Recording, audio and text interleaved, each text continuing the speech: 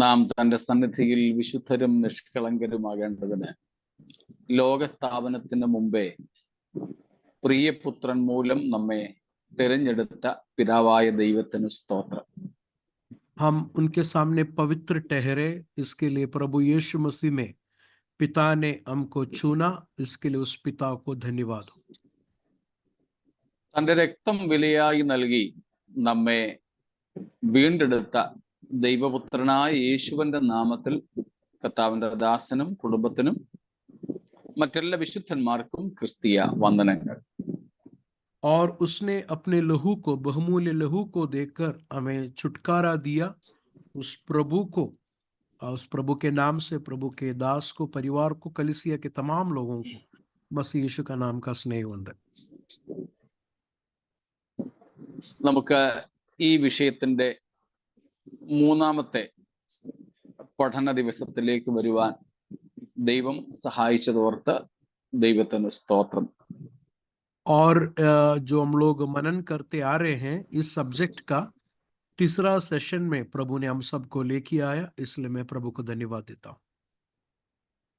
ഈ വാത്സല്യ സഭയ്ക്കായി കർത്താവിന്റെ ദാസനായി ദൈവവചനം പഠിക്കുവാൻ തൽപരരായ നിങ്ങൾ ഓരോരുത്തർക്കുമായി ഞാൻ ദൈവത്തെ വാഴ്ത്തുന്നു. प्रभु के कलीसिया को, पासवान को और प्रभु के वचन को सीखने के लिए इच्छा प्रकट करके आए हुए तमाम लोगों को यीशु और पिता जो है आपको अनुग्रह करे. നമുക്ക് വേഗത്തിൽ തന്നെ നമ്മുടെ വിഷയത്തിലേക്ക് പ്രവേശിക്കാം. आइए हम अपने विषय की ओर बढ़ेंगे. Marks of A healthy church, ഒരു ആരോഗ്യമുള്ള സഭയുടെ ലക്ഷണങ്ങൾ, അടയാളങ്ങൾ. हम लोग जो ध्यान दे रहे हैं, एक स्वस्थ कलीसिया ने तो तंदुरुस्त कलीसिया का लक्षण क्या क्या है. നമ്മൾ കണ്ടു കഴിഞ്ഞ പ്രാവശ്യം തന്നെ ദൈവത്തിന്റെ സഭ ആരോഗ്യമുള്ളതാണ്. हमने देखा कि प्रभु का कलीसिया जो है वो तंदुरुस्त कलीसिया है. എന്നാൽ ഈ ലോകത്തിൽ നാം ആയിരിക്കുമ്പോൾ സഭ എന്ന പേരിൽ കൂടി വരുന്ന ഓരോ പ്രാദേശിക സഭയും ഓരോ സംഘടനയും ഓരോ പ്രസ്ഥാനവും, okay, local church, denominations and organisations, അത് ആരോഗ്യമുള്ളതായി തീരണം. प्रभु की कलीसिया जो है वो तंदुरुस्त कलीसिया है. तो भी दुनिया में जो पाए जाते लोकल चर्चेस हैं, ऑर्गेनाइजेशंस हैं, डिनोमिनेशंस हैं, वो हर एक कलीसिया जो लोकल है वो तंदुरुस्त होना, स्वस्थ होना जरूरी है.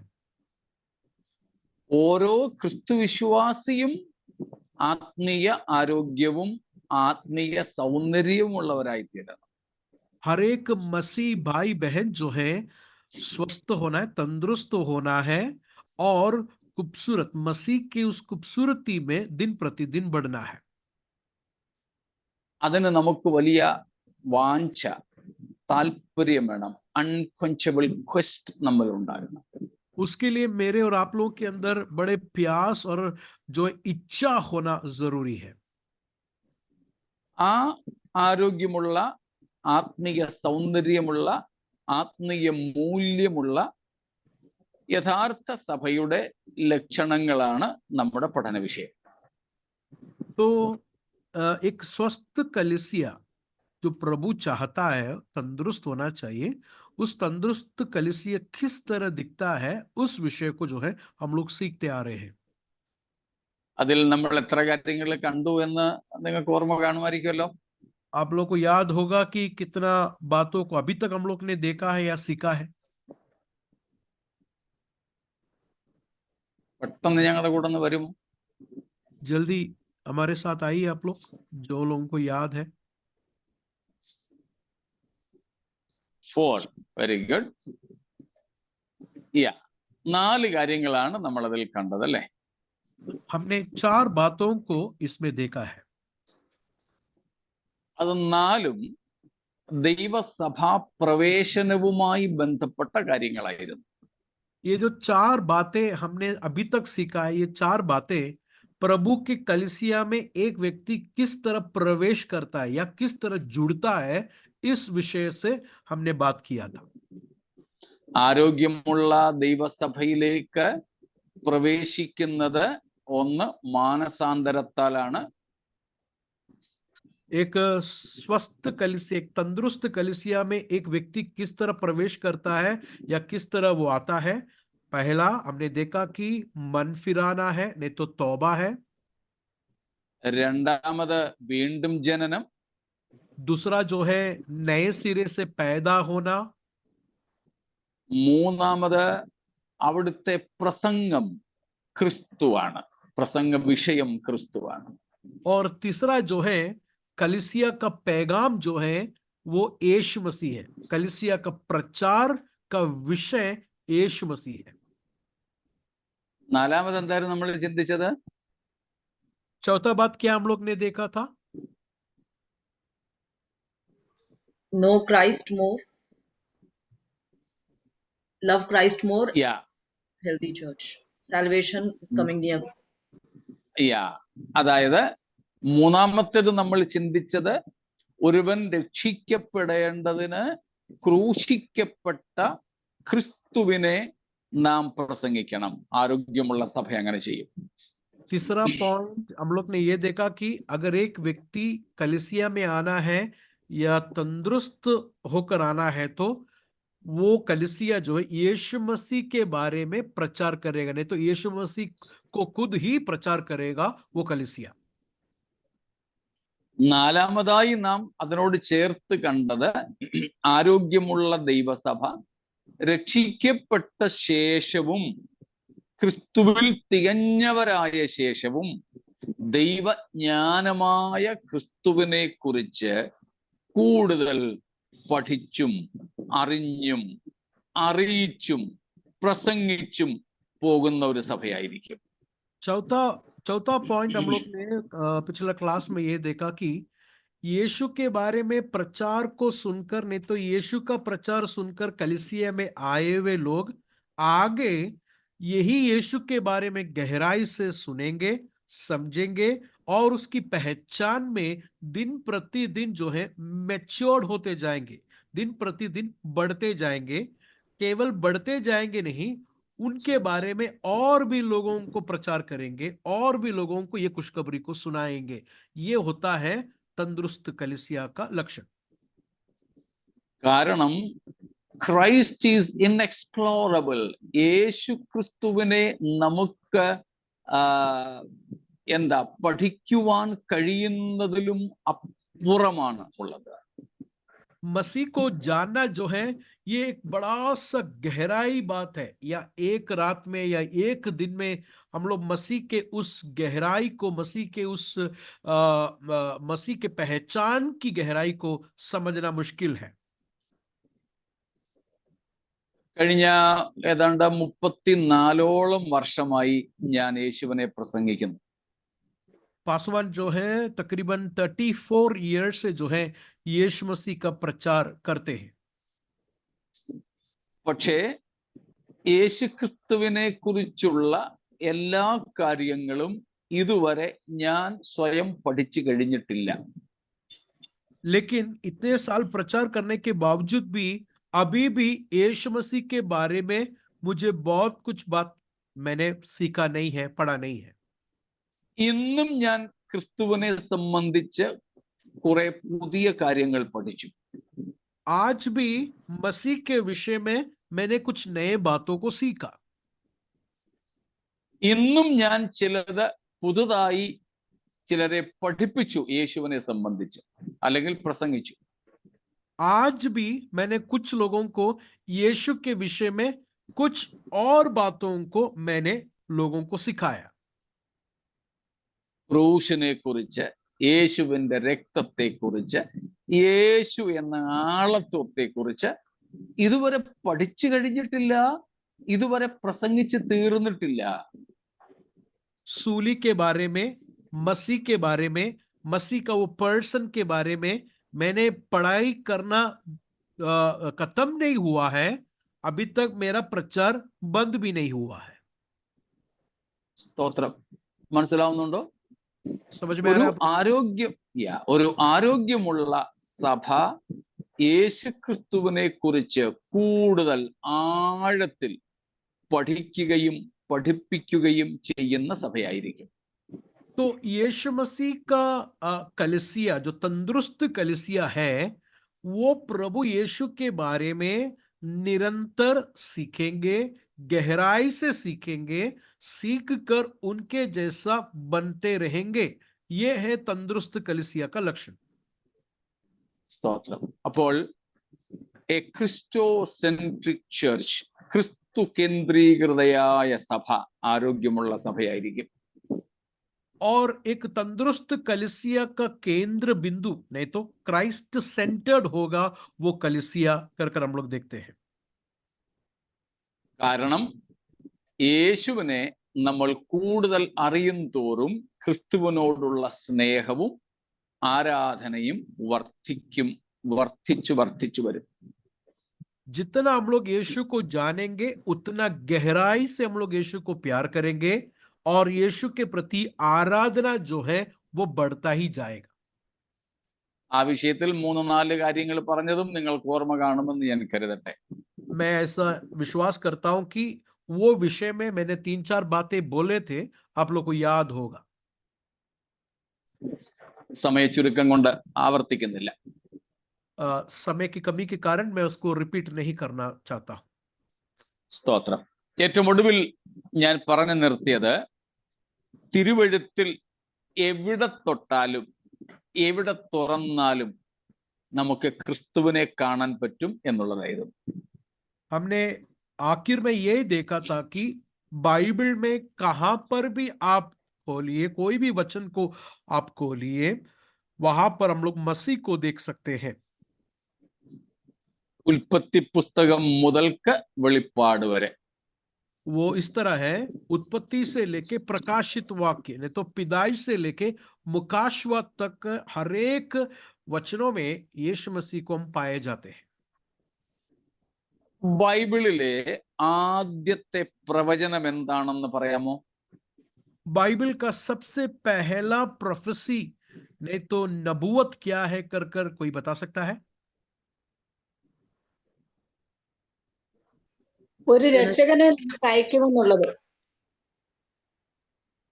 ഒരു രക്ഷകനെ അയക്കുമെന്നുള്ളത് തെറ്റല്ലെങ്കിലും അങ്ങോട്ട് നോട്ട് മോസ്റ്റ് അപ്രോപ്രിയേറ്റ്, അത്ര ശരിയായില്ല. തെറ്റല്ല, ആശയം ശരിയാണ്.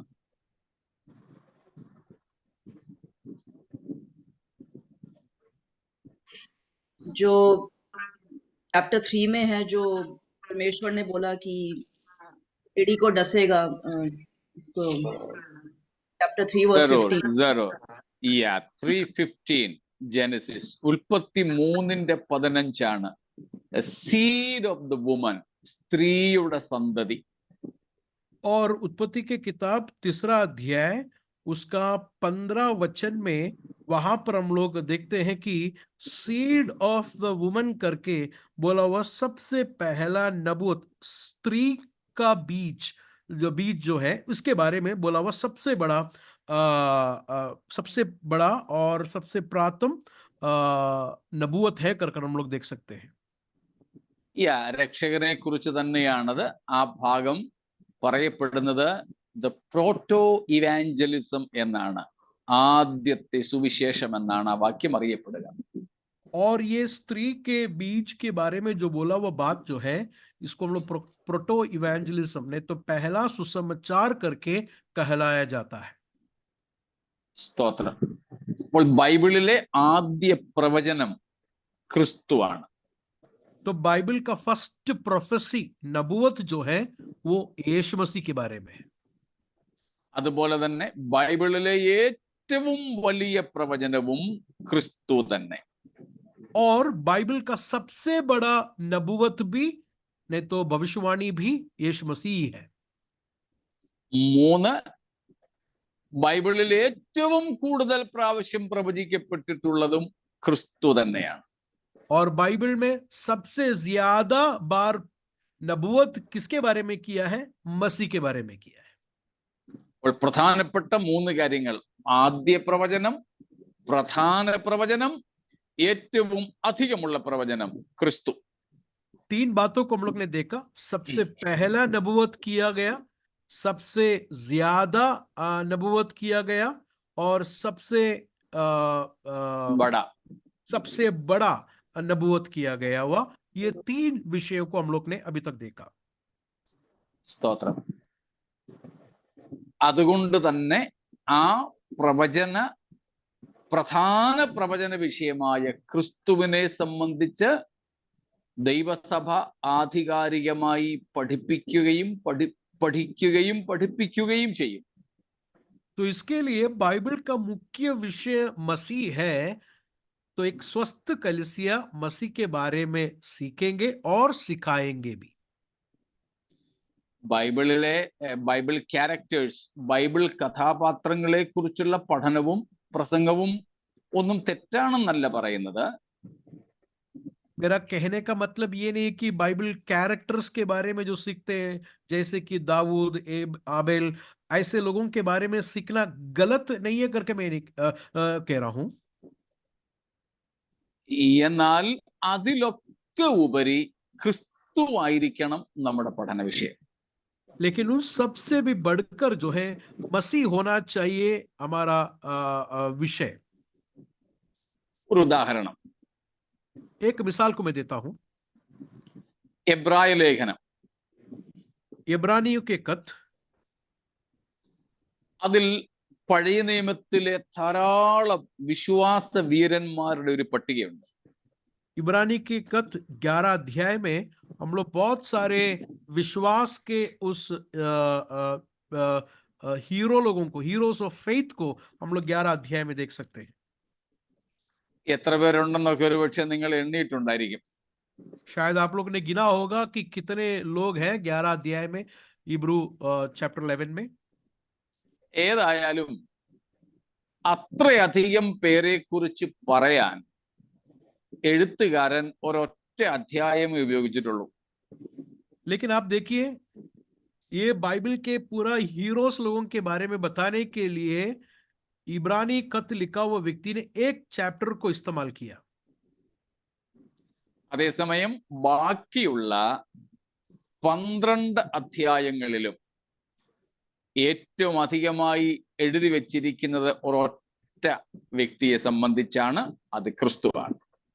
कहने का तात्पर्य यह है कि इब्रानी की खत में 13 अध्याय है, 13 चैप्टर है, जिसमें एक ही चैप्टर जो है हीरोस ने तो फेथ, विश्वास के उस हीरोस के बारे में बताया गया है। बाकी 12 चैप्टर्स जो इब्रानी के खत में है वो यीशु मसीह के बारे में है। ഈ 11ാമത്തെ അധ്യായത്തിലും പല പ്രാവശ്യം ക്രിസ്തുവിനെ കുറിച്ച് പറയുന്നുണ്ട്. ये 11 अध्याय में बहुत बार यीशु मसीह के बारे में जिक्र है। ആ അനുപാതം, ആ റേഷ്യോ മനസ്സിലായോ? आप लोग को वो रेशियो समझ में आया? ആരോഗ്യമുള്ള സഭയിൽ യേശുവിനെയും ഇതര കഥാപാത്രങ്ങളെയും ഒക്കെ പ്രസംഗിക്കുന്നതും പഠിപ്പിക്കുന്നതും ഈ അനുപാതത്തിലായിരിക്കും. देखिए, एक स्वस्थ कलीसिया में, एक तंदुरुस्त कलीसिया में जीसस के बारे में ज्यादा जोर देके प्रचार करेंगे, बाकी कैरेक्टर्स लोगों के साथ संबंध में। आप लोग को समझ में आया कर मैं विश्वास करता हूं। മനസ്സിലായോ കാര്യം? സ്തോത്രം. എല്ലാവരും ഉണ്ടല്ലോ ഞങ്ങളുടെ കൂടെ. आप लोग सब लोग हैं ना हमारे साथ? സ്തോത്രം. അപ്പോൾ ക്രിസ്തുമയമാണ് ബൈബിൾ, ക്രിസ്തു കേന്ദ്രീകൃതമാണ് ബൈബിൾ. ആരോഗ്യമുള്ള സഭയും അങ്ങനെ തന്നെ ക്രിസ്തു കേന്ദ്രീകൃത സഭയായിരിക്കും. तो मसीह केंद्रित है एक स्वस्थ कलीसिया, क्योंकि बाइबल जो है मसीह केंद्रित है, बाइबल जो है क्राइस्ट सेंटर्ड है। इसके लिए एक तंदुरुस्त कलीसिया भी क्राइस्ट सेंटर्ड होगा। സ്തോത്രം. 5ാമത്തെ കാര്യം, 5वां पॉइंट में हम लोग आज जाएंगे। ഓർമ്മ കാണുമല്ലോ, അപ്പോസ്തല പ്രവൃത്തികൾ 2ാം അധ്യായം അടിസ്ഥാനപ്പെടുത്തിയാണ് നാം ഈ പഠനം നടത്തുന്നത്. आप लोग को याद होगा प्रेरितों के काम दूसरा अध्याय से हम लोग जो है पढ़ने के लिए शुरू किया था, अमाल दूसरा अध्याय। അതിൽ 14-ാമത്തെ വാക്യം മുതൽ 36 വരെയുള്ള വാക്യങ്ങളിൽ നിന്നുമാണ് പ്രധാനമായിട്ട് നമ്മൾ ചിന്തിക്കുന്നത്.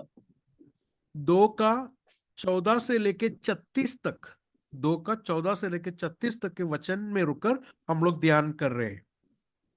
പത്രോസിന്റെ ആദ്യ ക്രിസ്തീയ പ്രസംഗമാണ് അവിടെ. वहां पर पत्रोस का पहला पैगाम को, नहीं तो प्रचार को हम लोग देखते हैं. That was a common message, a general preaching. और एक कॉमन मैसेज, एक जनरल प्रीचिंग है वो.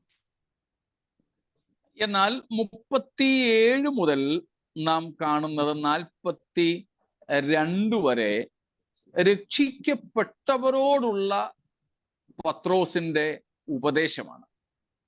लेकिन 37 से लेके 42 तक, चैप्टर 2 का 37 से लेके 42 तक उद्धार पाए हुए, नजात पाए हुए लोगों के प्रति पत्रोस का प्रचार है. അതിനുശേഷവും ഈ ഭാഗങ്ങളിലും നാം കാണുന്നത് ആദിമ സഭയുടെ നടപടിക്രമങ്ങളാണ്, practices of the early church. और उसके बाद जो है पहली शताब्दी की कलीसिया, द फर्स्ट सेंचुरी चर्च का प्रैक्टिसेस को हम लोग देखते हैं. ഇത് മൂന്നും കൂടെ കൂട്ടിക്കലർത്തിയാണ് നാം ഈ പഠനം ഇവിടെ ഇപ്പോൾ നടത്തുന്നത്. तो ये तीनों को हम लोग इकट्ठा लेके आकर जो है हम लोग ये क्लास को सीख रहे हैं. അതുകൊണ്ട് ഈ ഭാഗങ്ങളിൽ നിന്നുകൊണ്ട് 5-ാമത്തെ ലക്ഷണത്തിലേക്ക് പോകാം. तो आज हम लोग जो है 5वां साइन की ओर जाएंगे. एक स्वस्थ कलीसिया का 5th साइन क्या है वो हम लोग आज देखेंगे. പത്രോസിന്റെ പ്രസംഗം ഒന്നെടുത്തേ. आप जरा पत्रोस का पैगाम को जरा निकाले, पत्रोस का प्रचार को जरा निकाले. 14 മുതൽ 36 വരെ. 14 से लेके 36 तक. ഈ ഭാഗത്ത് എത്ര ഭാഗം അല്ലെങ്കിൽ എത്ര ഭാഗങ്ങൾ തിരുവെഴുത്തിന്റെ വ്യാഖ്യാനം കാണാൻ പറ്റും? आप लोग यहां पर जरा देखिए कितने जगह पर प्रभु का वचन को कोट किया है. नहीं तो पुराने अहदनामे से, पुराने नियम में से वचन को जो है निकाल कर पत्रोस ने प्रचार किया है. जरा दौड़ के देखिए, जरा आप लोग देखिए जरा उसमें. പെട്ടെന്നൊന്ന് പറഞ്ഞു. आप जरा देखिए, जरा बताइए कितना बार पत्रोस ने पुराने अहदनामे से, नहीं तो पुराने नियम में से वचनों को लेकर अपना प्रचार किया है. 3 बार. Absolutely. 3 പ്രാവശ്യം. 3 बार करके आप लोग देख सकते हैं. 16 തൊട്ട് 21 വരെ ഉണ്ട്. सबसे पहला 16 से लेके 21 है. 25 തൊട്ട് 28 വരെ. എൻ്റെ മലയാളം ബൈബിൾ അനുസരിച്ച് ഞാൻ പറയുന്നത്. നിങ്ങളുടെ ബൈബിളിൽ ഭാഷ അനുസരിച്ച് ചിലപ്പോൾ വാക്യങ്ങൾ അങ്ങോട്ടും ഇങ്ങോട്ടും മാറിയേക്കാം, അത് നോക്കിക്കൊള്ളുക. എൻ്റെ ബൈബിൾ അനുസരിച്ച് 25 തൊട്ട് 28 വരെ. दूसरा जो है 25 से लेके 28 तक है. പിന്നീട് 34, 35. फिर उसके बाद 34 और 35. 34 और 35. ഇനിയും മറ്റൊരു കാര്യം കൂടെ ചോദിക്കാം. और एक सवाल को मैं पूछता हूं. ഈ 14 തൊട്ട് 36 വരെയുള്ള വാക്യങ്ങളിലെ പത്രോസിന്റെ പ്രസംഗത്തിൽ എത്ര ശതമാനം തിരുവെഴുത്തിന്റെ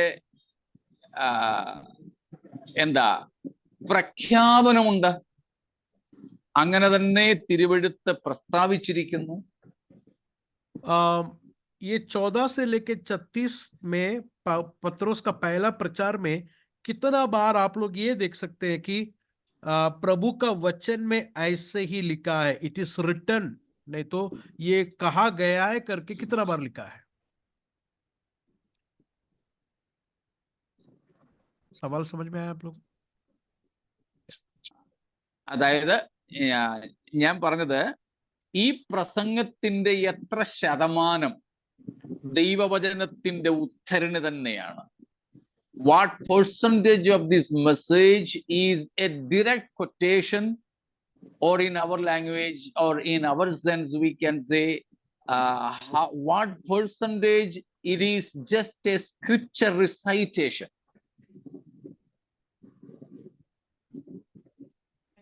Almost 50%.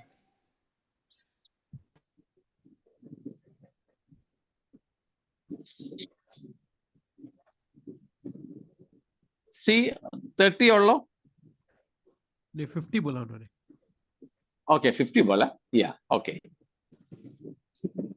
Yeah, I think it is more than 50. Yeah, almost, about, at least we can say. ഏതാണ്ട് ഈ പ്രസംഗത്തിലെ 50% പകുതിയിലധികവും തിരുവഴുത്തിന്റെ നേരിട്ടുള്ള ഉദ്ധരണിയാണ്. कहने का बात यह है कि इनका पहला प्रचार में 50% से ज्यादा जो है कलाम को लेकर उन्होंने प्रचार किया है. അപ്പോൾ വചനത്തിന്റെ ഉദ്ധരണിയും പിന്നെ ബാക്കിയുള്ളത് അതിന്റെ വ്യാഖ്യാനവുമാണ്. कहने का मतलब यह है कि वचनों को लेकर वो वचन क्या है कर कर लोगों को समझाया पतरस ने. അങ്ങനെയാണെങ്കിൽ അഞ്ചാമത്തെ സംഗതിയാണ് ആരോഗ്യമുള്ള സഭയിൽ സ്തോത്രം ദൈവവചനത്തിന്റെ ശരിയായ വ്യാഖ്യാനവും ഉദ്ധരണികളും ഉണ്ടായിരിക്കും. तो पांचवा पॉइंट, एक स्वस्थ कलीसिया में, एक तंदुरुस्त कलीसिया में प्रभु का वचन को बड़े विस्तार रीति से लोगों को समझा के देंगे, नहीं तो exposition of the word of God. മനസ്സിലാവുന്നുണ്ടല്ലോ? आप लोगों को समझ में आ रहा है? സ്തോത്രം. ഇത് വളരെ പ്രധാനപ്പെട്ട ഒരു ഘടകമാണ്. ये बहुत ही इंपॉर्टेंट बात है जो आज अभी हम लोग देख रहे हैं. അധികം ആരും ശ്രദ്ധിക്കാതെ പോകുന്ന ഒരു കാര്യവും കൂടെയാണ്. बहुत सारे लोग जो हैं इसको नजरअंदाज करते हैं, ध्यान नहीं देते. സ്തോത്രം.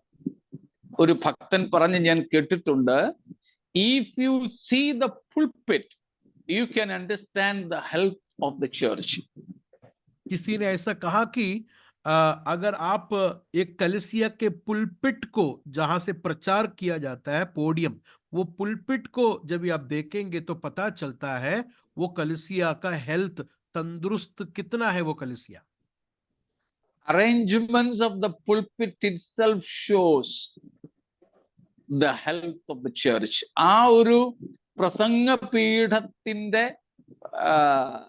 എന്താ ഒരുക്കത്തിൽ തന്നെ, ആ അവസ്ഥയിൽ തന്നെ അതിന്റെ ആരോഗ്യത്തെ മനസ്സിലാക്കാൻ പറ്റും. और कलीसिया में पुलपिट को कहां पर रखा गया है, पुलपिट को देने वाला वो स्थान, महत्व, इंपॉर्टेंस को देख के ही पता चलता है वो कलीसिया का हेल्थ कैसा है, स्वस्थ कैसा है. ഒരാള് പറഞ്ഞ് ഞാൻ കേട്ടത്, ഒരു ദൈവദാസൻ ഇതേ സംബന്ധിച്ച് പറഞ്ഞ് കേട്ടത്, പോഡിയം പ്രസംഗിക്കാൻ വേണ്ടി നമ്മൾ വെക്കുന്ന ആ സ്റ്റാൻഡ് ഉണ്ടല്ലോ, ആ പോഡിയം അല്ലെങ്കിൽ ലെക്ടേൺ, അത് ആരോഗ്യമുള്ള സഭയിൽ ഒത്ത നടുക്കായിരിക്കും എന്നാ പറയുന്നത്. कोई पासवान ने इस तरह कहा, वो मुझे याद है कि एक स्वस्थ कलीसिया में जो पुलपिट है ना, नहीं तो जो पोडियम है वो सबसे बीच में ही रहेगा. പല സ്ഥലത്തും ഈ പോഡിയം മാറ്റി വെച്ചിരിക്കുക. बहुत जगहों पर ये पोडियम, ये पुलपिट जो है यहाँ वहां रख देते हैं. ചിലയിടത്താണെങ്കിൽ ആ സാധനമേ ഇല്ല. कुछ जगहों पर जो है पोडियम ही नहीं है, पुलपिट ही नहीं है. ചിലയിടത്താണെങ്കിൽ ഏതെങ്കിലും ഒരു മൂലക്കെടുത്ത് മാറ്റി വെച്ചിരിക്കുക. कुछ जगहों पर जो है कोने पे रहेगा, चर्च का कोने पे उसको रखा जाएगा. എന്താ ഈ പറഞ്ഞു വരുന്ന സാരം? मेरा कहने का मतलब क्या है भाइयों बहनों? ഈ പോഡിയം എടുത്ത് മാറ്റി വെക്കുന്ന പുൾപിറ്റുകൾ, ആ പ്രസംഗവേദിയുമുണ്ട്, പ്രസംഗപീഠവുമുണ്ട്. പുൾപിറ്റ് പ്രസംഗ വേദി, പോഡിയം പ്രസംഗ പീഠം.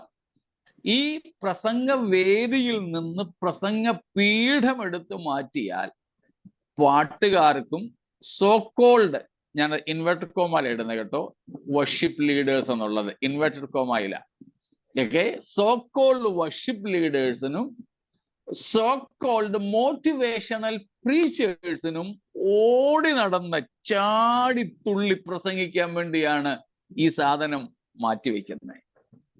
पास्टर आप उसको हिंदी में आप ही खुद बोलेगा, अच्छा रहेगा.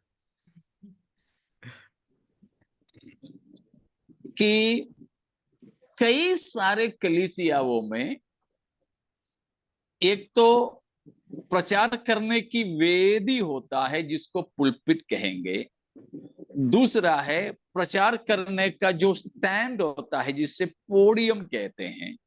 वो पोडियम जिसके सामने खड़े होके हम प्रचार करते हैं उसको कई जगहों पर हटा के रखते हैं, इसीलिए कि जो वर्शिप लीडर्स कहलाने वाले, ऐसा कुछ नहीं है बाइबल के अंदर. हम सब आराधक होना चाहिए, ठीक है ना, आराधक होना चाहिए. मैं तो ये कहूंगा, मैं सिखाता हूं कि मुझे नहीं मालूम आपके कलीसिया में कैसे हैं, लेकिन इसके बारे में मैं और पास्टर ब्लसन के बीच में ऐसे कोई बातचीत अभी तक हुआ नहीं है, और उन्होंने आप कैसे सिखाते ये भी मैंने नहीं सुना है. लेकिन मैं जो कलीसिया में सिखाता हूं वो बहुत बताता हूं कि वर्शिप लीडर्स करके कोई नहीं होते हैं. हाँ, आप चाहें तो म्यूजिशियन बुला सकते हैं, किसी को बाजे बजाने वाले, आप किसी को सिंगर बुला सकते हैं, गाने गाने वाले, या आप उन्हें कोयर बुला सकते हैं, गायकों का एक झुंड बुला सकते हैं. हम सब, हर एक विश्वासी आराधक होना जरूरी है. तो जिस कलीसिया की वेदी पर से ये प्रचार करने की जो पोडियम को हटाते हैं, वो ऐसी मंडलियां होते हैं जहां ये आराधना लीड करने वाले वर्शिप लीडर्स कहलाने वालों को नाचने कूदने के लिए और प्रचार करने वालों को भी कूदने नाचने के लिए होते हैं. यह परमेश्वर की वचन के अनुसार एक तंदुरुस्ती कलीसिया की हालात नहीं है. അതുകൊണ്ടാണ് ഞാൻ പറഞ്ഞത്, ഈ വേദി കണ്ടാൽ അറിയാമെന്ന് സഭയുടെ ആരോഗ്യം. इसलिए मैंने कहा कि देखिए भाइयों बहनों, हर एक लोग प्रस्तार है. प्रस्तार करके एक पर्टिकुलर एक व्यक्ति नहीं है, एक लीडर काली नहीं है, बल्कि हर एक लोग प्रस्तिश करने के लिए प्रभु ने बुलाए हुए प्रस्तार है. तो लोग जब ये पोडियम को हटा देते हैं तो ये प्रस्तार का परफॉर्मेंस हो जाता है. प्रस्तार जो है वहां पर परफॉर्म करता है, वहां पर प्रभु का वचन को महत्व नहीं देता. इसके लिए मैंने कहा पोडियम को और उस पुलपिट को बीच ही स्थान में रखना चाहिए, प्रभु का वचन को महत्व देना चाहिए. Actually, what is the purpose of this podium? ഈ എന്തിനാ ഈ പ്രസംഗ പീഠം? ये पोडियम क्यों रखा है? ये प्रचार करने के लिए जो चीज है, ये सामने रखा हुआ, ये चीज क्यों रखा है? പ്രസംഗിക്കുന്ന ആളിന് ബൈബിൾ വെക്കാനാണോ? प्रचार करने वाले को बाइबल रखने के लिए है क्या? പ്രസംഗിയാർക്ക് കുടിക്കാനുള്ള വെള്ളം താങ്ങി വെക്കാനുള്ള സ്ഥലമാണോ? क्या प्रचार करने वाला बंदे को पानी रखने के लिए है क्या? वो सपोर्ट के लिए रखा है क्या सामने वाला चीज? അതോ പ്രസംഗിക്കുന്ന ആളിന് ക്ഷീണം തോന്നുമ്പോൾ കൈ കൊടുത്ത് ഒന്ന് താങ്ങി നിൽക്കാനാണോ? तो क्या प्रचार करने वाला जब भी थक जाता है तो थोड़ा सा झुक कर उस पर थोड़ा आराम करने के लिए है क्या वो पोडियम? പ്രധാന ഉദ്ദേശം ഞാൻ പറയാം. सबसे प्राइमरी रीजन मैं आपको बताता हूं. പ്രസംഗകന്റെ ശരീരം മറഞ്ഞിരിക്കുക എന്നുള്ളതാണ്. सबसे प्रथम बात यह है कि जो प्रचार करता है उसका बॉडी उसके पीछे छुपा रहने के लिए. നമ്മൾ പ്രാർത്ഥിക്കാറുണ്ട്, കർത്താവേ ഞങ്ങളുടെ പാസ്റ്റർ ക്രൂശിന് മറഞ്ഞു നിന്ന് പ്രസംഗിക്കാൻ സഹായിക്കണേ. हम लोग प्रार्थना करते हैं, प्रभु जी हमारे पासवान जो है सूली के पीछे छिपे रहकर प्रचार करने के लिए उन्हें सामर्थ्य देना। എന്താ അതിന്റെ അർത്ഥം? उसका मतलब क्या है? सूली के पीछे छुपकर जो है प्रचार करने का मतलब क्या है? പ്രസംഗകനല്ല അവിടെ വെളിപ്പെടേണ്ടത്, ക്രിസ്തുവിന്റെ പിൻപിൽ അയാൾ മറഞ്ഞിരിക്കുക മാത്രമാണ്. तो प्रचार करने वाला व्यक्ति नहीं वहां पर जो है मेन दिखना चाहिए, बल्कि वो जिसके बारे में प्रचार कर रहा है मसीह, वो मसीह जो है सबसे अधिक ज्यादा दिखना चाहिए। പ്രസംഗപീഠത്തിന്റെ പുറകിൽ പ്രസംഗകൻ മറഞ്ഞു നിൽക്കുക. तो पोडियम के पीछे प्रचार करने वाला व्यक्ति जो है छुपकर रहना है। മാക്സിമം മിനിമം മാത്രം അയാൾ കാണപ്പെടുക. എത്രയും കുറച്ച് തന്നെ ജനത്തിന്റെ മുമ്പിൽ അവതരിപ്പിക്കാമോ അത്രമാത്രം മുഖമോ കഴുത്തിന് മുകളിലുള്ള ഭാഗമോ ഒക്കെ മതി, കണ്ടാ മതി. और अपने आप को छिपाए रख देना मतलब लोग उनकी तरफ या उसकी कोई खूबियों को देखकर उसमें गिरने के लिए नहीं, बल्कि अपने आप को छिपाए रखना, जितना हो सके उतना छिपाए रखना, इसके लिए पोडियम, इसके लिए पुलपिट को ये बनाया गया है। എന്നാൽ ഇന്ന് അധികം സ്ഥലങ്ങളിലും പ്രസംഗകൻ തന്നെ ജനത്തിന്റെ മുമ്പിൽ ശരീരം മുഴുവനും കാണിച്ച് ഒരു സിനിമാറ്റിക് സ്റ്റൈലിൽ നടക്കുകയും നിൽക്കുകയും ആക്ഷൻസ് കാണിക്കുകയും ഒക്കെ ചെയ്യുകയാണ്. लेकिन आज में जमाने में तो उल्टा हो रहा है।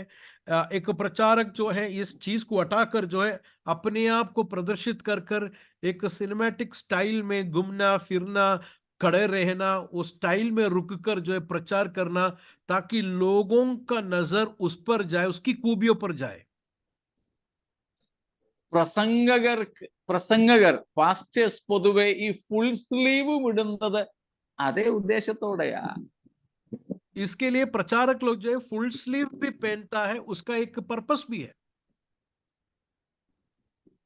പ്രസംഗകൻ ആവോളം മറഞ്ഞു നിൽക്കുക, ക്രിസ്തു മാത്രം ജനത്തിന്റെ മുമ്പിൽ അവതരിപ്പിക്കപ്പെടുക. कहने का तात्पर्य यह है कि प्रचार करने वाला व्यक्ति अपने आप को छुपाए रहता है, मसीह जो है सबसे अधिक लोगों को उसमें से दिखना चाहिए। ആ പ്രസംഗവേദിയിൽ നിന്ന് മുഴങ്ങി കേൾക്കേണ്ടത് തിരുവെഴുത്തുകളാണ്. और उस पुलपिट में से प्रभु का वचन नहीं तो हेद में से निकालकर प्रचार करने की जरूरत है। സ്തോത്രം. എന്തിനാ കർത്താവ് നമുക്കിത് തന്നിരിക്കുന്നത്? प्रभु ने मुझे आप लोगों को ये वचन क्यों दिया है? സ്തോത്രം. വെറുതെ തലയണയുടെ പൊക്കം കൂട്ടാൻ വേണ്ടി അല്ല. ये तकिया के नीचे रखने के लिए नहीं दिया है हमारे हाथ में बाइबल। ഈ തിരുവെഴുത്തുകൾ നാം പഠിക്കണം, പഠിപ്പിക്കണം. ये प्रभु का वचन हम लोग सीखना है और सिखाना भी है। ഇന്ന് കേൾക്കുന്ന പല പ്രസംഗങ്ങളുടെയും ഒരു 20% പോലും തിരുവെഴുത്തുകൾ ഇല്ല എന്നുള്ളതാണ് ദുഃഖകരമായ സത്യം. आज सबसे बड़ा दुख की बात यह है कि आज सुनने वाला बहुत सारे प्रचारों में भी 20% वचन के बारे में या वचन वो लोग बोलते नहीं है। ये सबसे बड़ी दुख की बात है। പ്രിയരെ, ദൈവവചനമായിരിക്കണം ആരോഗ്യമുള്ള സഭയിൽ നിന്നും മുഴങ്ങി കേൾക്കേണ്ടത്. मेरे प्रियजनों, एक तंदुरुस्त कलीसिया में प्रभु का वचन की घोषणा जो है वो सबसे ज्यादा होना चाहिए। A healthy church will give importance for exposition of the Bible and the exegesis of the Bible scriptures. और एक स्वस्थ कलीसिया जो है प्रभु का वचन के वचनों को लेकर लोगों को समझाएगा, उसका अर्थ क्या है, पवित्र आत्मा ने क्या मतलब से वहां पर लिखा है, जिसने लिखा है वो किस मतलब से लिखा है, उस अर्थ को वैसे ही निकालकर लोगों को समझा के देंगे। ഇവിടെ പത്രോസ് അപ്പോസ്തലൻ തന്റെ ആദ്യത്തെ പ്രസംഗത്തിന്റെ 50% തിരുവെഴുത്തുകളാണ് ഉദ്ധരിച്ചത്. आप लोग यहाँ पर ध्यान से देखिए, पतरस का पहला पैगाम में 50% से ज्यादा उन्होंने खुदावंद के कलाम को इस्तेमाल किया है अपने प्रचार में. ഈ 3 ഭാഗങ്ങൾ പത്രോസ് ഉദ്ധരിച്ചതിൽ നിന്ന് ത്രിയേക ദൈവത്തെയാണ് താൻ ഇവിടെ അവതരിപ്പിച്ചത്. और ये वचनों को जब भी पतरस ने निकाल के जब भी प्रचार किया, इन्होंने त्रिएक परमेश्वर को जो है इस वचनों से, इस प्रचार में से उन्होंने घोषणा किया, ट्रिनिटी को घोषणा किया. പിതാവായ ദൈവത്തിന്റെ നിർണയങ്ങൾ.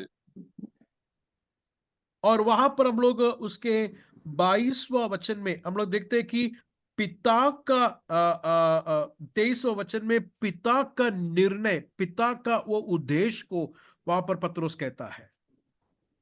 പുത്രൻ നമുക്ക് നൽകിയ വീണ്ടെടുപ്പും പുത്രന്റെ ഉയർത്തപ്പെടലും. सबसे पहला परमेश्वर पिता की ठहराई हुई मानसा, और दूसरा जो है पुत्र का जी उठना, नहीं तो रिजरेक्शन ऑफ जीसस क्राइस्ट. യേശു ക്രിസ്തുവിന്റെ വീണ്ടെടുപ്പിന്റെ ക്രിയ, ദ റിഡംപ്റ്റീവ് വർക്ക് ഓഫ് ക്രൈസ്റ്റ്. माफी चाहता हूं, यीशु मसीह का उस उद्धार का काम को जो है, नहीं तो रिडेम्पशन के बारे में, मकलिसी के बारे में पतरस कहता है. The exaltation of Christ. यीशु मसीह के ऊंचे उठाए जाना के बारे में पतरस कहता है. മൂന്നാമത് about the endowment of the Holy Spirit, പരിശുദ്ധാത്മാവ് നൽകപ്പെടുന്നതും.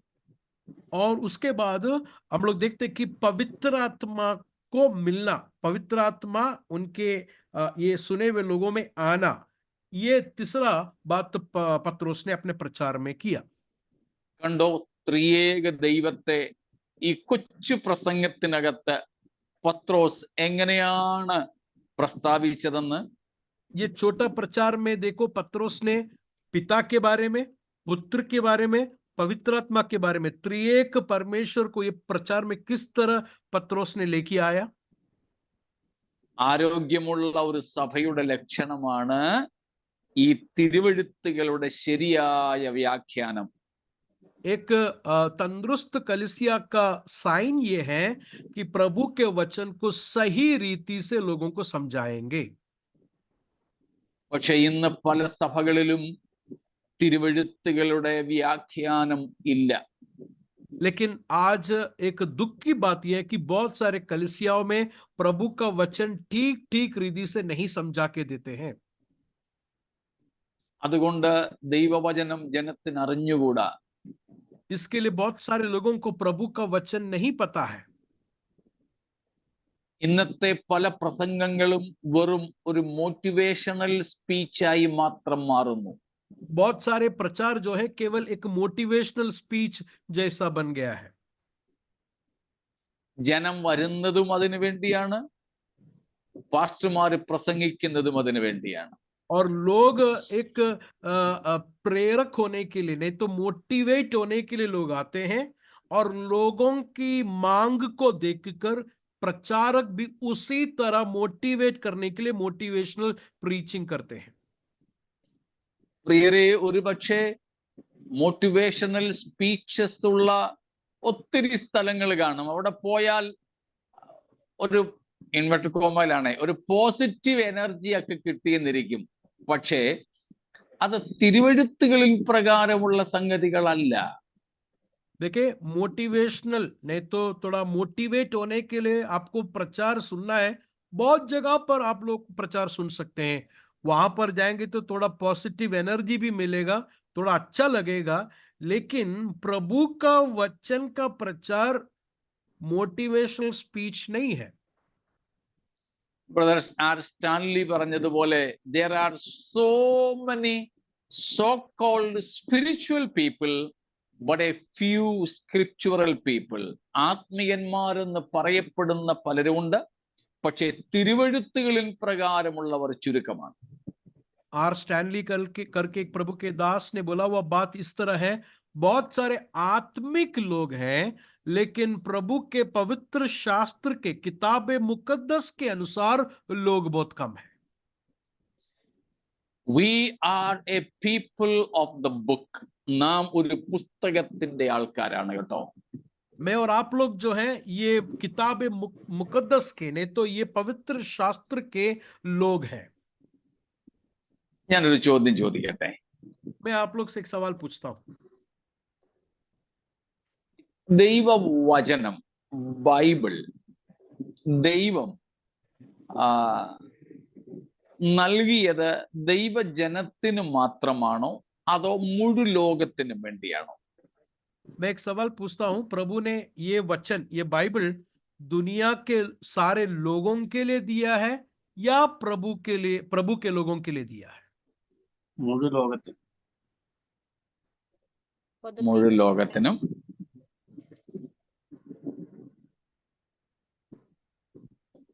ഒരു വാക്യം വായിച്ചാട്ടെ, പല വാക്യങ്ങളുണ്ട്. Psalm 147 വേഴ്സസ്, ലാസ്റ്റ് വേഴ്സസ്, 147 സങ്കീർത്തനത്തിന്റെ അവസാനത്തെ 2 വാക്യം, 19 and 20 ആണെന്ന് എനിക്ക് തോന്നുന്നത്, ഓർമ്മ. 20. किसी और जाति से उसने ऐसा बर्ताव नहीं किया और उसके नियमों को औरों ने नहीं जाना, यह की स्तुति करो. 19 last 2 verses. 19 20. 19 20. Yeah. 147 സങ്കീർത്തനം 19 20. वह याकूब को अपना वचन और इज़राइल को अपनी विधियां और नियम बताता है. किसी और जाति से उसने ऐसा बर्ताव नहीं किया और उसके नियमों को औरों ने नहीं जाना. കണ്ടോ, അവിടെ എന്താ? ദൈവം തന്റെ നിയമം, തന്റെ വചനം എല്ലാവർക്കും കൂടെയാണോ കൊടുത്തത് അതോ തന്റെ തെരഞ്ഞെടുക്കപ്പെട്ടവർക്ക് മാത്രമോ? तो मैं आप लोग से पूछता हूँ, ये वचन के अनुसार क्या परमेश्वर ने कलाम दुनिया के सारे लोगों को दिया है या उनके चुने हुए लोगों को दिया है? चुने हुए लोगों को. തന്റെ തെരഞ്ഞെടുക്കപ്പെട്ടവർക്ക് മാത്രം. उनके चुने हुए लोगों को ही ये कलाम को दिया है. 20 വാക്യത്തിൽ നമ്മൾ വായിച്ചു, അങ്ങനെ വേറെ ഒരു ജാതിക്കും ദൈവം ചെയ്തിട്ടില്ല. उसका 20वां वचन में हम लोग ये देखते हैं कि किसी और जाति से उसने ऐसा बर्ताव नहीं किया. ആവർത്തന പുസ്തകം ഡ്യൂട്ടണോമി 4-ാം അധ്യായത്തിന്റെ 8-ാമത്തെ വാക്യത്തിലും നാം ഇത് കാണുന്നുണ്ട്. इस्तिश्ना 4 अध्याय उसका 8वां वचन, व्यवस्था विवरण 4 अध्याय उसका 8वां वचन.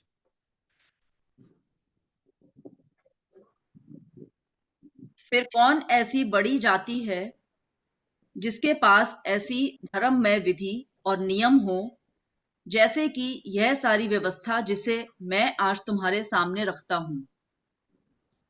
ദൈവജനത്തെ പോലെ ഇത്ര ശ്രേഷ്ഠമായ ന്യായപ്രമാണം, വചനമുള്ള വേറെ വല്ല ജാതിയുണ്ടോ?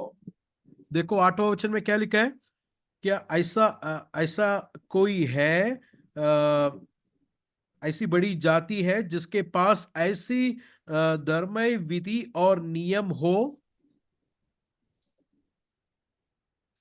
ദൈവജനമല്ലാതെ മറ്റൊരു ജാതി അങ്ങനെയില്ല. प्रभु के बच्चों के अलावा दूसरा कोई जाति के हाथ में ऐसा व्यवस्था को नहीं दिया गया है. റോമർ 3-ാം അധ്യായത്തിന്റെ 1-2 വാക്യങ്ങൾ. रोमियो 3 का 1 और 2 वचन.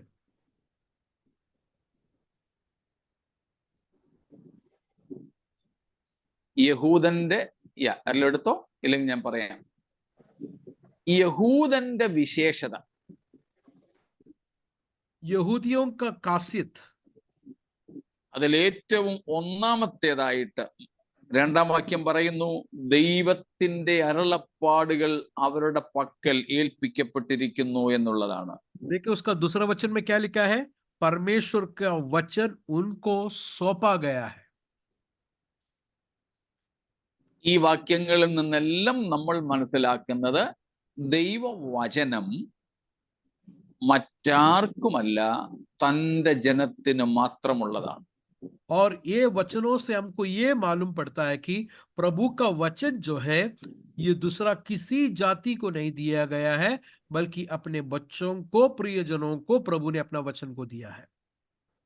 ഇനിയും ഒരു പേഴ്സണൽ ചോദ്യം, ഒരു വ്യക്തിപരമായ ചോദ്യം. एक पर्सनल सवाल मैं आप लोग से पूछता हूं, നമ്മൾ തന്നെ രക്ഷിക്കപ്പെടുന്നതിന് മുൻപ് ഈ വചനവുമായും ഈ വാഗ്ദത്തവുമായും ഈ കൽപ്പനകളുമായും വല്ല ബന്ധമുണ്ടായിരുന്നോ?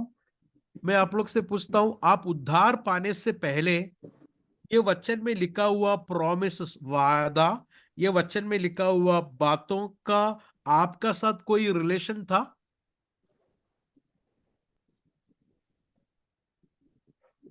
എനിക്കില്ലായിരുന്നു പാസ്റ്ററെ. വിശേഷ ദിവസങ്ങൾ ഈസ്റ്ററിനും അങ്ങനെയൊക്കെ വായിക്കുള്ളായിരുന്നു. ഈ വായിക്കുന്നത് മാത്രമല്ല, നമുക്ക് ഇതുമായിട്ടൊരു ബന്ധമില്ലായിരുന്നു. बंधन അതെ. ഒരു ബന്ധവുമില്ല. യാ, कोई है हिंदी में बोलिए, जो भाई लोग हिंदी में हैं, आप लोग को समझ में आया सवाल, जवाब दीजिए। नो, नहीं था. नहीं, भी वो कुछ अर्थ ही नहीं बैठता था उसको। യാ, തെളിവ്, ഒരു തെളിവ്. एक तेलुगु नहीं तो യാ, सबूत, एक सबूत, एक एक सबूत। प्रमाण. യാ, Ephesians chapter 2 इफिसियों के verse दूसरा 12. अध्याय, 2 verse 12, 2:12. इफिसियों 2:12।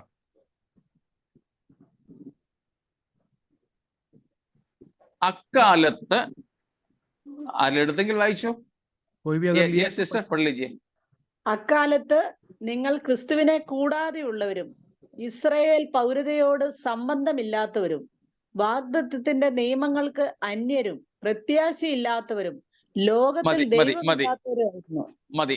അതിന്റെ ഒരു ഭാഗം കണ്ടോ? വാഗ്ദത്തത്തിന്റെ നിയമങ്ങൾക്ക് നിങ്ങൾ അന്യരായിരുന്നു. आप लोग वहां पर देखिए 12 वचन में क्या लिखा है?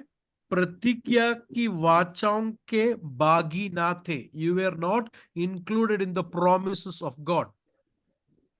നാമും പേര് വർഗീസ് എന്നും മത്തായി എന്നും പൗലോസ് എന്നും പോൾ എന്നും ജെയിംസ് എന്നും ഒക്കെ ആയിരുന്നിരിക്കും. പക്ഷേ രക്ഷിക്കപ്പെടുന്നതിന് മുമ്പ് നമുക്ക് ഈ വാഗ്ദത്ത നിയമങ്ങളുമായിട്ട് ഒരു ബന്ധമില്ലായിരുന്നു.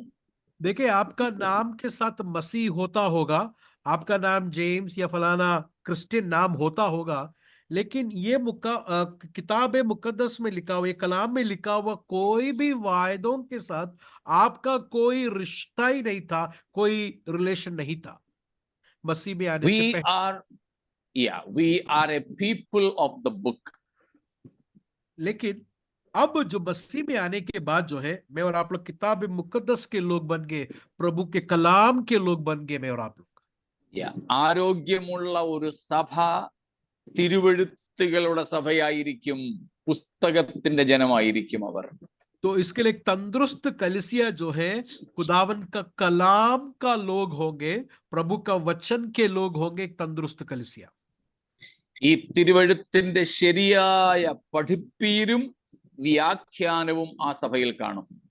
तो ये प्रभु का वचन के लोग हैं, मैं और आप लोग, तो ये प्रभु का वचन को बड़े अच्छे रीति से लोगों को समझाने वाला कलीसिया होगा, एक तंदुरुस्त कलीसिया। രണ്ട് കാര്യങ്ങൾ ഞാൻ എടുത്തു പറഞ്ഞു. വചനത്തിന്റെ വ്യാഖ്യാനവും കാണും, വചനത്തിന്റെ പഠിപ്പീരും കാണും. Both the interpretation of the Bible and the teaching of the Bible. मैंने दो बातें आप लोग को बताया, एक प्रभु का वचन को समझा कर देना और दूसरा प्रभु के वचन को सिखाना। സ്തോത്രം, സ്തോത്രം, സ്തോത്രം. ദൈവസഭയിലെ ഏറ്റവും പ്രധാനപ്പെട്ട ശുശ്രൂഷ എന്താണെന്നറിയാമോ? आपको पता है कि चर्च का, नहीं तो कलीसिया का सबसे प्रथम सेवकाई क्या है, नहीं तो सर्विस क्या है? या सबसे महत्वपूर्ण सेवकाई, the most important ministry of the church, in the church.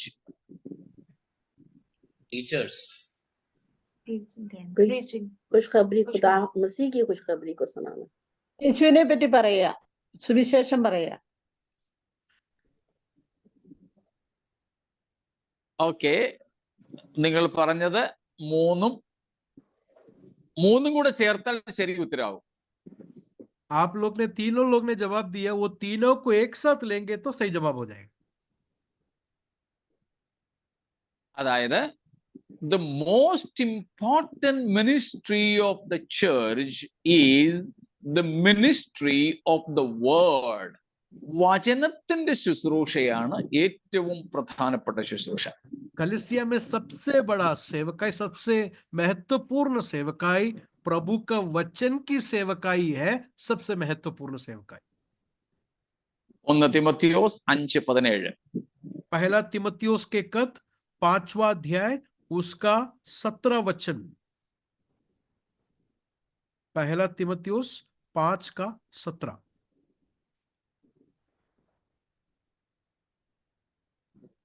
जो प्राचीन अच्छा प्रबंध करते हैं, विशेष करके वे जो वचन सुनाने और सिखाने में परिश्रम करते हैं, 2 गुने आधार के योग्य समझे जाए. സ്തോത്രം. ഇരട്ടിമാനത്തിന് യോഗ്യനായ ഒരു മൂപ്പൻ അഥവാ പാസ്റ്റർ. देखिए वहां पर क्या लिखा है, 2 गुने आदर के योग्य है पास्टर, नहीं तो एल्डर. ഏത് എൽഡറാ, ഏത് പാസ്റ്ററാ? कौन सा पास्टर है जो 2 गुना आदर का योग्य? कौन सा पास्टर है जो 2 गुना आदर का योग्य है? വചനത്തിന്റെ ശുശ്രൂഷ ചെയ്യുന്നവർ. जो वर्ड मिनिस्ट्री करता है, जो प्रचार करता है प्रभु का वचन को लेकर. ആ വേർഡ് മിനിസ്ട്രിക്ക് 2 വശങ്ങളുണ്ട്. वो वचन का सेवकाई को 2 पार्ट है. ഒന്ന്, രണ്ടും അവിടെ തന്നെ പറഞ്ഞിട്ടുണ്ട്. दोनों वहां पर लिखा है. 2 पार्ट क्या है कर वहां पर लिखा है. ഒന്ന്, വചനം പ്രസംഗിക്കുക. सबसे पहला वचन सुनाना है. ഹെറാൾഡിംഗ് ദ ഗുഡ് ന്യൂസ്. वचन को सुनाना, जोर जोर से पुकारना, പ്രസംഗം എന്നതിനെ വിളിക്കുന്നു. उसे प्रचार करके कहते हैं. രണ്ടാമത്തേതാണ് ടീച്ചിങ് ഓഫ് ദ വേർഡ്, और ഉപദേശം. दूसरा जो है सिखाना, नहीं तो उपदेश देना. കെറിഗ്മ എന്നും ഡിഡാക്കെ എന്നുമാണ് ഗ്രീക്കിൽ പറയുന്നത്. കെറിഗ്മ പ്രീച്ചിങ്, केरिग्मा और डिडाके करके 2 वर्ड है, यूनानी भाषा में बोलते हैं.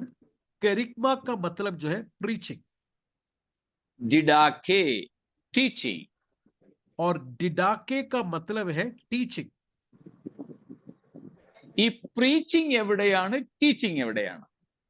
ये प्रीचिंग किधर होता है और टीचिंग किधर होता है? എവിടെ പ്രസംഗിക്കേണ്ടത്?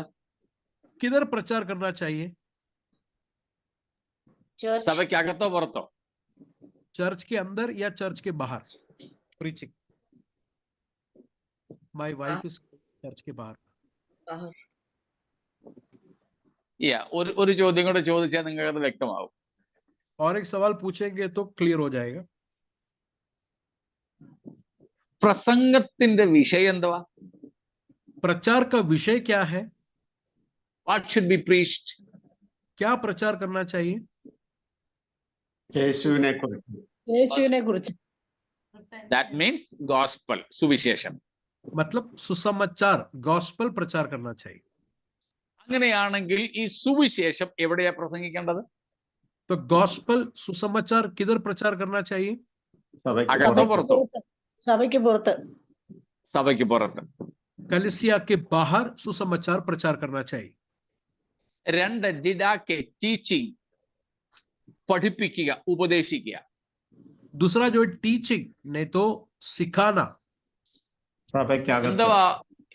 അയ്യാ, inside the church. ഉപദേശം സഭയ്ക്കകത്ത്. उपदेश देना, टीचिंग करना कलिसिया के अंदर होना है. അപ്പോൾ സുവിശേഷം പ്രസംഗിക്കുക സഭയ്ക്ക് പുറത്ത്, ഉപദേശം പഠിപ്പിക്കുക സഭയ്ക്കകത്ത്.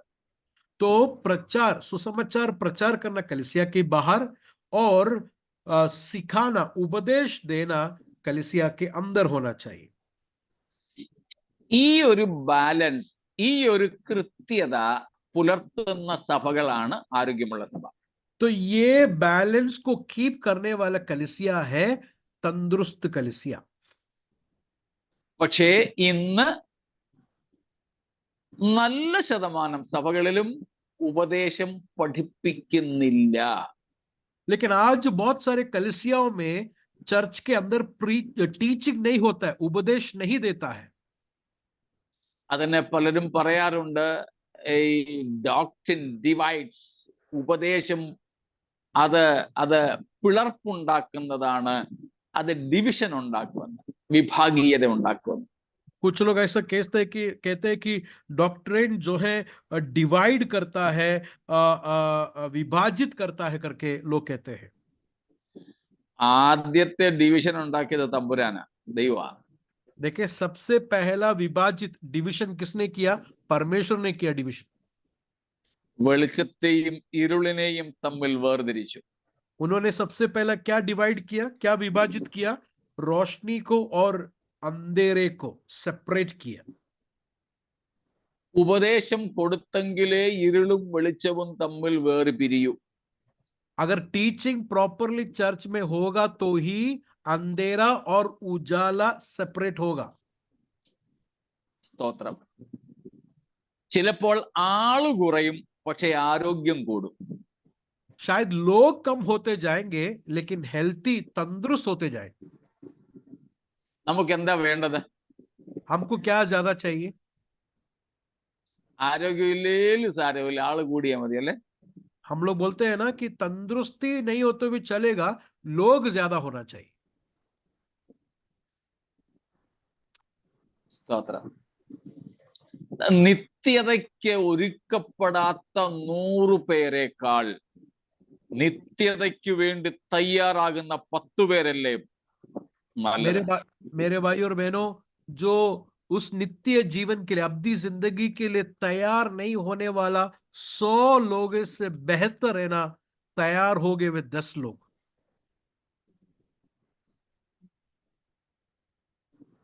ഞങ്ങളുടെ ചർച്ചിലെ ഒരു ഉപവാസ പ്രാർത്ഥനയ്ക്ക് വന്ന് പ്രസംഗിച്ച ഒരു ദൈവദാസൻ ഒരിക്കൽ പറഞ്ഞ കാര്യം എനിക്ക് ഓർമ്മയുണ്ട്. पास्टर के चर्च के एक उपवास प्रार्थना में, रोजा के मीटिंग में आके प्रचार किया हुआ एक पास्टर ने बोला हुआ बात पास्टर याद करते हैं। അദ്ദേഹം ഒരു ഗ്രാമത്തിൽ പ്രവർത്തിക്കുന്ന മിഷണറിയാണ്. वो एक विलेज में प्रभु का सेवकाई करने वाले एक मिशनरी है। കുറെ വർഷങ്ങളായിട്ട് അവിടെ പ്രവർത്തിക്കുന്നു. बहुत सालों से जो है वहां पर वो खिदमत करते हैं। ഒരു ദിവസം അദ്ദേഹത്തിന്റെ വീട് നിറയെ ഗ്രാമത്തിൽ നിന്നുള്ള ആൾക്കാർ പ്രാർത്ഥനയ്ക്ക് വന്നു. और एक दिन जो है उनका घर भरकर जो है उस विलेज के लोग जो है उनके घर पे प्रार्थना के लिए आए। അദ്ദേഹം ഭയങ്കരമായിട്ട് സന്തോഷിച്ചു. तो वो बहुत ही खुश हो गए जब इतने भीड़ को देखा उनके घर में। അതിന്റെ പിറ്റേ ദിവസം അദ്ദേഹം നാട്ടിൽ പോവുകയാണ്. और उनके नेक्स्ट डे वो पास्टर जो है वो केरला जा रहे या गांव जा रहे, പക്ഷെ അദ്ദേഹത്തിന് പോകാൻ മനസ്സ് വരുന്നില്ല. लेकिन उनको जाने के लिए एक मन नहीं हो रहा है। പോയേ പറ്റൂ, അതുകൊണ്ട് അദ്ദേഹം ട്രെയിൻ കയറി. तो जाना ही है, इसके लिए वो जो है ट्रेन में चढ़े। ട്രെയിനിൽ കയറിയിട്ടും അദ്ദേഹം ഈ കാര്യങ്ങൾ തന്നെ ചിന്തിക്കുന്നത്, വന്ന ആൾക്കാരുടെ തിക്കും തിരക്കൊക്കെ. ट्रेन में चढ़ने के बावजूद भी उनका मन जो है वो उसी बात में है कि जो उनका घर में जो पिछले दिन में आए हुए लोगों का वो भीड़, वही उनके मन में थे। കർത്താവ് അദ്ദേഹത്തോട് ചോദിച്ചു, മോനെ നീ എന്താടാ ഇത്രയും അങ്ങ് ഉത്സാഹിതനായിട്ട് കാണപ്പെടുന്നത്? तो खुदावन ने उससे पूछा, बेटा तू इतना खुश क्यों है? അദ്ദേഹം പറഞ്ഞു, ഇത്ര ആൾക്കാരൊക്കെ വന്ന് എനിക്ക് ഭയങ്കര സന്തോഷം, അടക്കം വയ്യ. तब उन्होंने कहा कि इतना भीड़ आया, इतना लोग आया, वो खुशी जो एक मुझे उमड़ रहा है। ദൈവാത്മാവ് അദ്ദേഹത്തോട് പറഞ്ഞു, മോനെ നീ സന്തോഷിക്കൊന്നും വേണ്ട, അതിൽ ഒരാൾ പോലും എന്നെ തിരക്കി വന്നവരല്ല. तब परमेश्वर ने उनको कहा कि आप ज्यादा खुश नहीं होना, उसमें से आए हुआ एक भी मुझे ढूंढ कर नहीं आया है। എന്നെ അറിഞ്ഞോ, എന്നെ അറിയാനോ, എന്നെ അന്വേഷിച്ചോ വന്നവരല്ല അവരാരും, ഒരാൾ പോലും. मुझे ढूंढकर, मुझे चाहकर, मुझे जानने के लिए आए हुए लोग नहीं है आए हुए लोग। അത് അദ്ദേഹത്തെ ഒത്തിരി വേദനിപ്പിച്ചു. ये बात उनके दिल में बहुत दर्द पहुंचाया। അതോടൊപ്പം അദ്ദേഹം മറ്റൊരു ദൈവദാസന്റെ അനുഭവം പറഞ്ഞു. तो उसके साथ दूसरा एक पास्टर का एक एक्सपीरियंस भी उन्होंने बताया। 5000 മെമ്പേഴ്സ് ഉള്ള ഒരു സഭയുടെ പാസ്റ്റർ, एक 5000 मेंबर्स है उनके चर्च में। ആ പാസ്റ്റർ എന്തോ അസുഖം ബാധിച്ച് ആശുപത്രിയിൽ അഡ്മിറ്റ് ആണ്. और वो पास्टर कुछ बीमारी होकर जो हॉस्पिटल में एडमिट है। ഞായറാഴ്ചയും ഡിസ്ചാർജ് ആയിട്ടില്ല. संडे भी डिस्चार्ज नहीं हुआ। അദ്ദേഹം വളരെ ദുഃഖിച്ചിരുന്നു.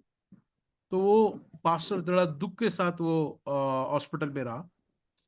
ദൈവം തന്നോട് സംസാരിച്ചു. तब परमेश्वर ने उससे बात किया നീ എന്താ മോനെ ദുഃഖിച്ചിരിക്കുന്നത്? और कहा कि तू दुख क्यों है?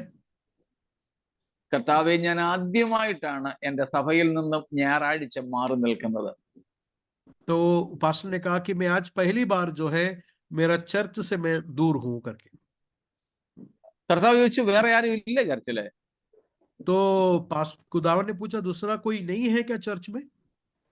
ഉണ്ട്, ശുശ്രൂഷിക്കാൻ വേറെ പാസ്റ്റേഴ്സ് ഉണ്ട്. और कहा कि नहीं नहीं, और भी पास्टर लोग हैं कलीसिया में सेवकाई करने के लिए। കർത്താവ് ചോദിച്ചു, നിന്റെ സഭയിൽ എത്ര ആൾക്കാരുണ്ട്? तो परमेश्वर ने पूछा तेरे कलीसिया में कितने लोग हैं? പറഞ്ഞു 5000. और उन्होंने कहा कि 5000 लोग हैं। കർത്താവിനോടാ പറയുന്നതെങ്കിലും അദ്ദേഹത്തിന് കോളറൊക്കെ ഒന്ന് പിടിക്കാൻ തോന്നി. परमेश्वर को तो बोल रहा है अपना, ये 5000 लोग हैं, थोड़ा कॉलर ऐसे पकड़ के परमेश्वर को बोलने के लिए उनके अंदर एक चाहता है। പക്ഷെ ദൈവം തന്നോട് സംസാരിച്ചു, മോനെ, നിന്റെ കണക്കിൽ 5000 ഉണ്ടെങ്കിലും ആ 5000-ൽ എനിക്കുള്ളവർ വെറും 3 പേർ മാത്രമാണ്. तो परमेश्वर ने उनसे कहा कि तेरे नजर में 5000 लोग तो कलीसिया में हैं, लेकिन जो मेरे हैं करके कहने के लिए 5000 में 3 लोग हैं। അദ്ദേഹത്തിനുള്ള ദുഃഖമായി. ये सुनकर उनको बहुत दुख हो गया। അതിനുശേഷം പറഞ്ഞതാണ് അതിലും വലിയ കാര്യം. उसके बाद बोला हुआ बात उससे भी बड़ा बात है। മോനെ, ആ 3 പേരിൽ നീ ഉൾപ്പെടുന്നതും ഇല്ല. ये 3 लोग जो है चर्च में, वो 3 में तू नहीं है। ഓർത്തു നോക്കിയേ, 5000 പേരുള്ള ചർച്ചിന്റെ സ്ഥാപക പാസ്റ്റർ ദൈവത്തിന്റെ കണക്കിലെ 3 പേരിൽ ഉൾപ്പെട്ടവനല്ല എന്ന് പറഞ്ഞാൽ വിശ്വസിക്കാൻ പറ്റുമോ? क्या आप विश्वास कर सकते हैं कि 5000 लोगों का एक चर्च का पास्टर, उस चर्च में केवल 3 लोग हैं जो प्रभु के लोग हैं, और वो 3 लोग में पास्टर भी नहीं है कर कर बोलेंगे, तो क्या आप विश्वास कर सकते हैं, यकीन ला सकते हैं क्या वो? ഇവിടെ വരുന്നുണ്ടല്ലോ നിങ്ങൾ. आप लोग मेरे साथ आ रहे हैं ना? സഭയിൽ പോകുന്നത് കൊണ്ടോ, ദശാംശം കൊടുക്കുന്നത് കൊണ്ടോ, കൈകൊട്ടുന്നത് കൊണ്ടോ, തിരുവത്താഴത്തിൽ പങ്കെടുക്കുന്നത് കൊണ്ടോ ഒക്കെ നാം ദൈവസഭയുടെ അംഗങ്ങളാണെന്ന് തെറ്റിദ്ധരിക്കരുതെന്ന് ദൈവാത്മാവിൽ ഞാൻ ഓർപ്പിക്കുന്നു. मैं प्रभु के आत्मा से आपसे कहता हूं कि हम लोग चर्च जा रहे, टाइट दे रहे, ताली बजा रहे, गीत गा रहे हैं, ये सब कुछ एक्टिविटीज कर रहे हैं, इसके लिए खुदावंद यीशु मसीह की कलीसिया के पार्ट है कर कर हम लोग कोई मिसअंडरस्टैंड नहीं करना। സ്തോത്രം. ആരോഗ്യമുള്ള സഭയിൽ ആള് കൂടിയാലും കുറഞ്ഞാലും ദൈവവചനത്തിന്റെ വ്യാഖ്യാനവും ഉപദേശവും ശക്തമായിട്ടുണ്ടായിരിക്കും. अगर प्रभु के कलीसिया में लोग कम होए या बढ़े, एक बात कलीसिया में निरंतर चलेगा, वो प्रभु का वचन की घोषणा, प्रभु का वचन को सिखाएगा कलीसिया में। അങ്ങനെയുള്ള ഒരു സഭയിലെ നാം പോകാവൂ. और ऐसे कलीसिया में ही मैं और आप लोग जाना है। എനിക്ക് പ്രസംഗിക്കാൻ അവസരം കിട്ടുമെന്നും പറഞ്ഞ് വല്ലയിടത്തും ഒന്നും പോയേക്കരുത്. आप लोग यहाँ वहां नहीं भटकना ये सोचकर कि मुझे प्रचार करने के लिए अवसर मिलेगा। ഓ, വീടിന് തൊട്ടടുത്തുള്ള സഭയായത്, അവിടെ പാട്ട് തുടങ്ങിക്കഴിഞ്ഞിട്ട് ഞാൻ അങ്ങോട്ട് കേറിയാ മതി എന്നും പറഞ്ഞ് അടുത്തുള്ള സഭ നോക്കിയും പോകരുത്.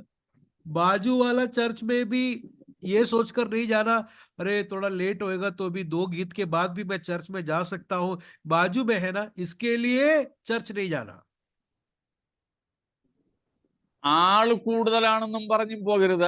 ഇവിടെ പോയാൽ നല്ല കമ്മ്യൂണിറ്റി ഫീലിംഗ് കിട്ടും എന്നും പറഞ്ഞും ആള് നോക്കിയും തരം നോക്കിയും സഭ തിരഞ്ഞെടുക്കരുത്. बहुत सारे लोग हैं, भीड़ है, तो दिखने में अच्छा है, कम्युनिटी अच्छा है, ये सोचकर भी चर्च को नहीं चुनना है। എന്റെ പ്രായക്കാർ ഈ സഭയിൽ ഒത്തിരി ഉണ്ട്. कुछ लोग ऐसा सोचते हैं कि मेरा उम्र का बहुत सारे लोग हैं इस चर्च में। എന്റെ കുഞ്ഞുങ്ങൾക്ക് നല്ല സൺഡേ സ്കൂളും ആക്ടിവിറ്റീസും ഒക്കെ ഉണ്ട്. मेरे बच्चों के लिए अच्छा संडे स्कूल है, अच्छा एक्टिविटी है ഇതൊന്നും चर्च में। ഇതൊന്നുമല്ല സഭയുടെ ലക്ഷണങ്ങൾ. ये सब चुनकर, ये सब देखकर नहीं चर्च को, कलीसिया को चुनना है, ये सब लक्षण नहीं है। Sound doctrine of the scriptures, ദൈവവചനത്തിന്റെ പഥ്യോപദേശവും വചനത്തിന്റെ ശരിയായ വ്യാഖ്യാനവും അവിടെ വേണം. देखिए, कलीसिया में सही रीति से प्रभु का वचन सिखाने वाला कलीसिया होना चाहिए, बिना कोई मिलावट के साथ प्रचार करने वाला, सिखाने वाला कलीसिया को चुनने की जरूरत है। അങ്ങനെയുള്ള സഭ വീടിനടുത്തുണ്ടെങ്കിൽ അവിടെ തന്നെ പൊക്കോളൂ, കുഴപ്പമില്ല. अगर ऐसा कोई कलीसिया आपके घर के पास है तो उधर जा सकते हैं आप। സ്തോത്രം. നമുക്ക് ആരോഗ്യമുള്ളവരാകണമെങ്കിൽ ദൈവവചനത്തിന്റെ ശരിയായ ഭക്ഷണം നമുക്ക് വേണം. तो इसके लिए मैं और आप लोग तंदुरुस्त अगर होना है तो मुझे और आप लोग को खालिस दूध, नहीं तो करे उपदेश खाना है। സ്തോത്രം. ആരോഗ്യമുള്ള സഭയുടെ 5ാമത്തെ ലക്ഷണമാണ് നാം കണ്ടത് തിരുവെഴുത്തുകളുമായുള്ള ബന്ധത്തിൽ. 5वां बात हम लोग ने देखा, एक तंदुरुस्त कलीसिया का 5वां बात, प्रभु का वचन, उनका प्रभु का वचन के साथ उस कलीसिया का रिलेशन। സ്തോത്രം. അതുകൊണ്ട് നമുക്ക് ഈ ലക്ഷണങ്ങളോടുകൂടെ ആരോഗ്യമുള്ളവരായി തിരുവെഴുത്തുകളെ പഥ്യമായി സ്വീകരിച്ച് പാനം ചെയ്ത് പഠിച്ച് വചനത്താൽ ഉപദേശിക്കപ്പെട്ടവരായി തീരാം. तो इसके लिए हम लोग जो है खालिस दूध को पिए, खाए, प्रॉपर खाना को खाए और तंदुरुस्त बने, ये प्रभु में मैं आशा रखता हूं। അതിനായിട്ട് ഈ വചനങ്ങൾ നമുക്ക് മുഖാന്തരങ്ങളാകട്ടെ. उसके लिए ये प्रभु का वचन हम सब लोगों को आशीष का बायस हो।